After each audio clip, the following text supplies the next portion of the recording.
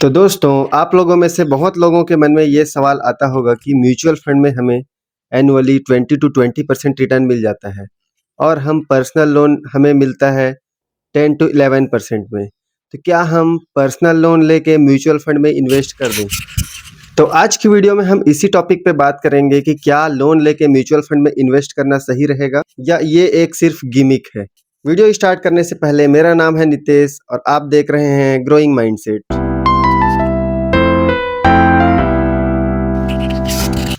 तो ये चीज़ मेरे मन में भी 2 साल पहले आया था 2024 के मार्केट फॉल पे और मैंने सचमुच में एक पर्सनल लोन ले भी लिया 2,33,000 रुपए का।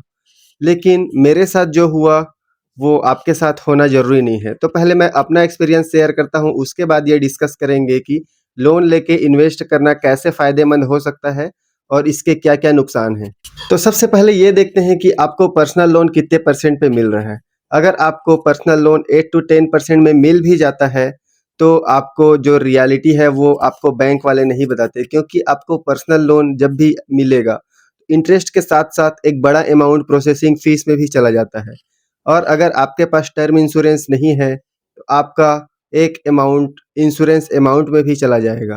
तो ये दोनों अमाउंट को कैलकुलेट करके आप पहले देखिए कि आपका इंटरेस्ट रेट कितना हो रहा है, क्योंकि इंटरेस्ट रेट के साथ-साथ ये भी तो आपको चुकाना है। अगर सब मिला के 11 से 12% भी हो रहा है और म्यूचुअल फंड में हमको रिटर्न मिलता है 15% हम मान लेते हैं, तो हमको प्रॉफ़िट कितने का हो रहा है? ओनली 3% का।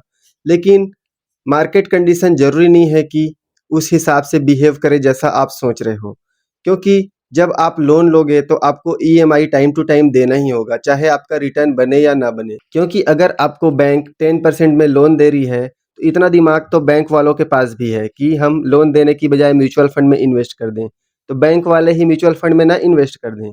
लेकिन वो ऐसा करते क्यों नहीं हैं? क्योंकि उनको पता है, क्योंकि म्यूचुअल फंड फिक्स्ड रिटर्न्स नहीं देता है।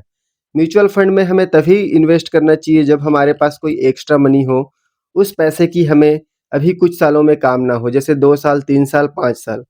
तो म्यूचुअल फंड भी अलग-अलग होते हैं, अलग-अलग टाइम फ्रेम में अलग-अलग म्यूचुअल फंड में इन्वेस्ट किया जाता है। जैसे कि अगर आपको शॉर्ट टर्म में कोई काम हो, तो हमें डेट फंड में इन्वेस्ट करना चाहिए और अगर आपको 4 से 5 साल या 7 साल में काम है, तो हमें हाइब्रिड फंड्स या बैलेंस्ड एडवांटेज फंड में इन्वेस्ट करना चाहिए। और अगर आप लॉन्ग टर्म के लिए इन्वेस्ट कर रहे हैं, तो आप कोई भी इक्विटी फंड जैसे स्मॉल कैप या मिड कैप में इन्वेस्ट कर सकते हैं। लेकिन अगर आप लोन लेके स्मॉल कैप या मिड कैप फंड में इन्वेस्ट कर देते हैं और अगर आपको 2 या 3 साल में इमरजेंसी उस पैसे की ज़रूरत पड़ती है, तो ज़रूरी नहीं है कि वो आपको 15 टू 20% रिटर्न बना के दे। लोन लेके इन्वेस्ट करना तभी सेंस बनाता है जब आप एक बिजनेस ओनर हो, इनकम स्टेबल नहीं बल्कि एक्स्ट्रा स्टेबल हो, इमरजेंसी फंड ऑलरेडी आपके पास रेडी हो और आप इमोशनल इन्वेस्टर नहीं हो। मतलब आपको फ्यूचर के लिए 1 साल के खर्चों की कोई दिक्कत ना हो। और अगर आप मेरी तरह मिडिल क्लास हो, तो मिडिल क्लास के लिए रूल सिंपल है, पहले लोन खत्म फिर इन्वेस्टमेंट शुरू। क्योंकि मिडिल क्लास का स्ट्रेस मार्केट से नहीं ईएमआई से आता है। तो अब हम बात कर लेते हैं मेरे सिनेरियो की कि मेरे साथ क्या हुआ। तो मैं जब लोन लिया तो मुझे जब कॉल आया आईडीएफसी बैंक से कि क्या सर आपको पर्सनल लोन चाहिए, तो मैं तो स्टार्टिंग में ये ऐसा लोन लेने का कुछ सोच नहीं रहा था, क्योंकि मेरे को ऐसा पैसे का कुछ काम था नहीं। लेकिन मेरी 25,000 पर मंथ सैलरी आ रही थी। उस समय 2024 में मार्केट थोड़ा डाउन था, ज़्यादा डाउन नहीं हुआ था, सिर्फ 3 से 4% और ये सिर्फ 2 महीने हुए थे मार्केट गिरे हुए। तो मैंने सोचा कि मैं पर्सनल लोन ले लूँ और आप जैसा सोच रहे हैं वैसे इन्वेस्ट कर दूँ। तो मुझे बैंक द्वारा बताया गया कि आपको 2,21,000 रुपए मिलेंगे लोन में और आपको 1 दिन के अंदर आपका पैसा आपके बैंक अकाउंट में आ जाएगा।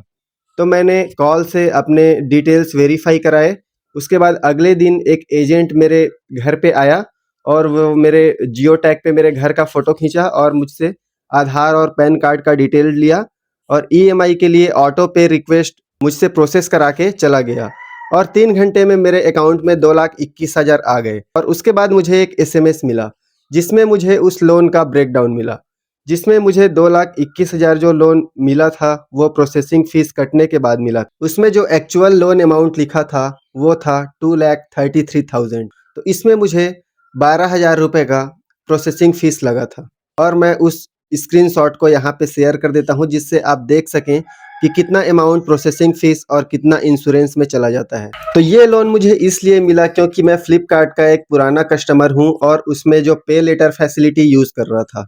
तो मैंने कभी भी अपना पेमेंट स्किप नहीं किया था या कभी भी मैं टाइम पे चुका ना पाया हूँ, ऐसा नहीं हुआ था। इसलिए मुझे 8% पे ये लोन मिल रहा था और प्रोसेसिंग फ़ीस इंक्लूड करने के बाद भी ये 10% या 10 पॉइंट कुछ परसेंट ही हो रहा था। तो मैं सोचा कि 10% पे मिल रहा है, 15% मुझे मिल जाएगा, तो मुझे वो पैसे मिल गए। उसके बाद मैंने लमसम पे इन्वेस्ट कर दिया। अब देखिए मैंने गलती कहाँ की। मैंने वो पैसे लगभग 1.5 लाख रुपए लमसम इन्वेस्ट कर दिया और उसमें से कुछ की एसआईपी रखी और 2-3 मंथ का जो इंस्टॉलमेंट है, ईएमआई इंस्टॉलमेंट है, वो अपने अकाउंट में रखा और उसमें से मैंने 1-2 आईपीओ में भी इन्वेस्ट करने के लिए 25 से 30 हज़ार रुपए रखे। तो मेरे सारे पैसे लगभग खत्म हो गए। देखिए जो 1.5 लाख रुपए मैंने इन्वेस्ट किए थे, वो तो मेरे म्यूचुअल फंड के अकाउंट में थे, लेकिन जो पैसे मैंने आईपीओ और अपने इंस्टॉलमेंट के लिए रखे थे, उसमें से कुछ पैसा मैंने ट्रेडिंग पे डाल दिया। तो ट्रेडिंग पे उस टाइम मेरा बहुत ज़्यादा प्रॉफिट नहीं हुआ और ब्रोकरेज चार्जेस और कुछ लॉस मिला के 10 से 15 हज़ार उसमें से लॉस में चले गए।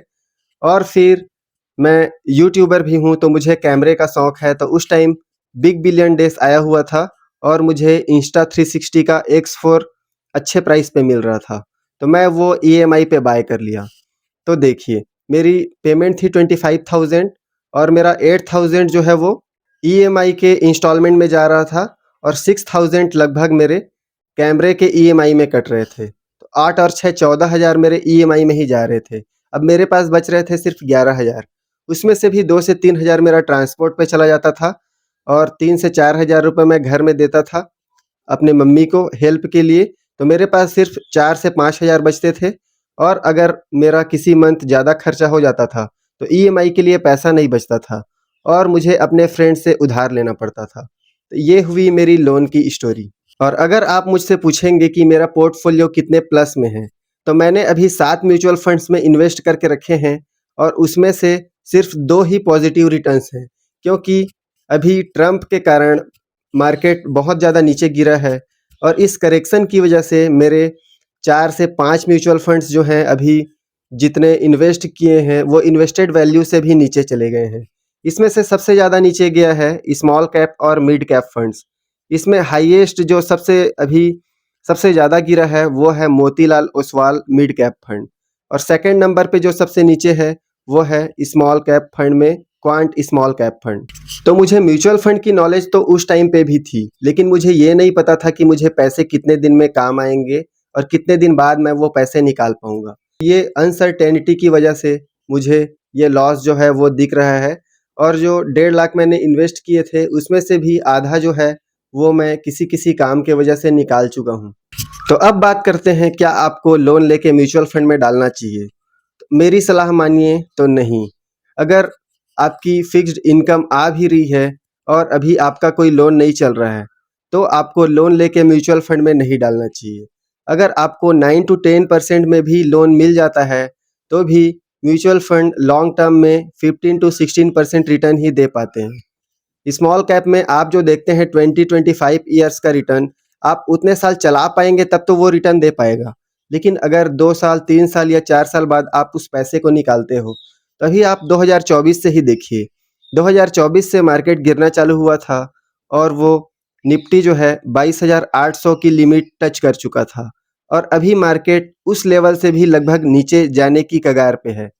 तो अगर आप देखेंगे तो 2024 से 2026 में मार्केट कोई भी मूवमेंट नहीं किया है। अभी तक मार्केट साइडवेज है, तो म्यूचुअल फंड स्टॉक्स ज़्यादा ग्रो नहीं कर रहे हैं और लोग जब स्टॉक मार्केट वर्क नहीं करता है तो गोल्ड और क्रिप्टोस में इन्वेस्ट करते हैं। लेकिन अभी गोल्ड की भी बहुत अच्छी स्थिति नहीं है। तो अगर आप मेरी मानो तो लोन लेके म्यूचुअल फंड में इन्वेस्ट करना बहुत ही डेंजरस है और इससे क्या-क्या नुकसान हो सकते हैं ये मैं आपको बता देता हूँ। सबसे पहले तो आपकी फ्रीडम चली जाएगी। आपकी एक सैलरी में ईएमआई कटने के बाद जो पैसा बचता है वो हमें कम लगता है। शुरू-शुरू में आपको कम नहीं लगेगा, 2 महीने 3 महीने आप खुशी-खुशी पटाओगे क्योंकि आप सोच रहे होगे मेरा पैसा तो इन्वेस्टेड है। लेकिन धीरे-धीरे जब आप कोई चीज़ खरीदने की सोचोगे, जैसे अगर आपको न्यू बाइक चाहिए या आपको 1 डेढ़ 2 लाख का कोई सामान चाहिए तो आप लेने की सोचोगे तो आपके मन में ये आएगा, अरे मेरी तो ईएमआई की इंस्टॉलमेंट ऑलरेडी कट जाती है। अगर मैं एक और लोन या एक और सामान ले लेता हूँ तो उसकी ईएमआई मिला के और ज़्यादा हो जाएगी और मेरा घर नहीं चल पाएगा। तो अगर आप सिंगल नहीं हो, आपकी फैमिली है, तो घर चलाना बहुत मुश्किल हो जाता है। इसलिए लोन लेना कोई फ़ायदे का सौदा नहीं है। अगर आप लोन लेके इन्वेस्ट करना ही चाहते हैं तो आपको इस कंडीशन पे प्रॉफ़िट हो सकता है कि अगर आपको 9 से 10% एनुअल इंटरेस्ट पे लोन मिल गया हो और मार्केट 4 से 5 साल पे बहुत अच्छा परफॉर्म करे, लेकिन इसकी पॉसिबिलिटी भी 50-50 ही है। तो अभी जैसे ट्रम्प चाचा तांडव कर रहे हैं, मुझे नहीं लगता कि मार्केट 4 से 5 साल में बहुत ज़्यादा ग्रो करेगा। तो ये थे मेरे थॉट्स लोन और म्यूचुअल फंड्स के ऊपर। आप क्या सोचते हैं कमेंट बॉक्स में ज़रूर बताइए। और अगर आप इन्वेस्टमेंट से रिलेटेड मुझसे पर्सनल बात करना चाहते हैं तो मैसेज कीजिए मुझे मेरे इंस्टा आईडी पे। मैं आपको वहाँ अपना कॉन्टैक्ट डिटेल शेयर कर दूंगा, फिर आप मुझसे इन्वेस्टमेंट से रिलेटेड बात कर सकते हैं। और अगर आप ऐसे गिरे हुए मार्केट कंडीशन में एसआईपी स्टार्ट करना चाहते हैं या लमसम इन्वेस्ट करना चाहते हैं, मैं आपको म्यूचुअल फंड में इन्वेस्ट करने के लिए गाइड कर दूंगा, क्योंकि मैं एक MC registered mutual fund distributor हूँ। तो अगर आपको इस वीडियो से थोड़ी भी हेल्प हुई हो तो इस वीडियो को लाइक कीजिए, अपने फ्रेंड्स के साथ शेयर कीजिए और सब्सक्राइब कीजिए। फिर मिलते हैं अगले वीडियो में, तब तक के लिए थैंक्स फॉर वॉचिंग।